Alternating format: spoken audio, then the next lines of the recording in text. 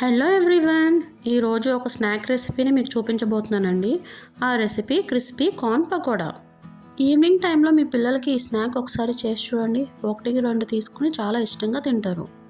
ఈ recipe making ప్రాసెస్ని ఒకసారి చూసేయండి. ముందుగా 2 మీడియం సైజ్ స్వీట్ కార్న్ తీసుకుని వాటి గింజల్ని ఇలా సెపరేట్ చేసుకుని పక్కన పెట్టుకోవాలి. నెక్స్ట్ ఒక మిక్సర్ జార్ తీసుకుని ఒలిచిన గింజల్లో 3/4 పార్ట్ వరకు అందులో వేసుకోవాలి. రిమైనింగ్ 1/4 పార్ట్ని పక్కన ఉంచుకోండి. ఇప్పుడు వాటిని కోర్స్లీ గ్రైండ్ చేసుకోవాలి. వాటర్ని అసలు యాడ్ చేయకూడదండి.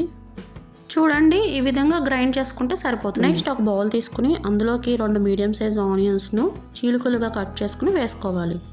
నెక్స్ట్ మనం కోర్స్లీ గ్రైండ్ చేసి పెట్టుకున్న స్వీట్ కార్న్ మిక్స్చర్ని అందులో వేసుకోవాలి. ఇప్పుడు రెండింటిని మిక్స్ చేసుకోవాలి. అలా మిక్స్ చేసుకున్న దాంట్లోకి మనం ముందుగానే సెపరేట్గా పెట్టుకున్న స్వీట్ కార్న్ గింజలను యాడ్ చేసుకోవాలి. నెక్స్ట్ 1/2 చెంచా వామును తీసుకుని నలుపుకుని అందులో వేసుకోవాలి. ఇప్పుడు సన్నగా తరిగిపెట్టిన పచ్చిమిర్చి, కొత్తిమీర, కరివేపాకు మరియు పుదీనాను వేసుకోవాలి. నెక్స్ట్ 1/2 స్పూన్ పసుపు, 1.5 స్పూన్ కారం, రుచికి తగినంత ఉప్పు, 1 స్పూన్ ధనియాల పొడి, 1/2 స్పూన్ జీలకర్ర పొడి, అలాగే 1 స్పూన్ లెమన్ జ్యూస్ను అందులో వేసుకోవాలి. మనం వేసుకున్న ఇంగ్రీడియంట్స్ అన్నీ బాగా కలిసేలాగా కలుపుకోవాలి. మీరు కొంచెం స్పైసీగా తినాలనుకుంటే కొంచెం కారంని యాడ్ చేసుకోవచ్చండి. నెక్స్ట్ 1 కప్పు వరకు శనగపిండి, అలాగే 1/2 కప్పు వరకు బియ్యం పిండిని వేసుకోవాలి. ఇందులో మనం ఎటువంటి వాటర్ని యాడ్ చేయాల్సిన పని లేదండి. ఎందుకంటే మనం తీసుకున్న ఆనియన్స్ అలాగే స్వీట్ కార్న్ మిక్స్చర్లో ఉన్న వెట్నెస్ అనేది మనం పిండి కలుపుకోవడానికి సరిపోతుంది. ఇందులో వంట సోడా వేసుకోవాల్సిన అవసరం లేదండి. వంట సోడా లేకపోయినా పకోడీ అనేది గుల్లగా మరియు క్రిస్పీగా వస్తాయి. బ్యాటర్ అనేది ఈ విధంగా కొంచెం గట్టిగా కలుపుకోవాలి. ఆయిల్ కూడా వేడైందండి. ఇప్పుడు అందులోకి మనం స్వీట్ కార్న్ పకోడీని వేసేసుకుందాం.